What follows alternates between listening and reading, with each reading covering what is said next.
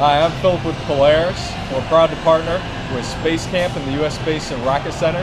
Together, we're driving innovation and developing leaders. The Polaris Foundation is proud to be donating a Ranger XP 900 Crew Edition, as well as a GEM E6 and a GEM EL XD, both fully electric and solar powered.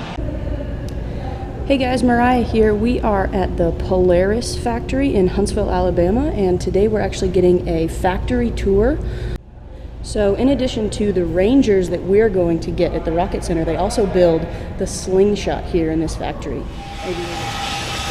So here we are on the line. We've got our vests and our fantastic clip-on steel toes because this is a factory. So here is where they make the Ranger that we are going to be receiving at the U.S. Space and Rocket Center.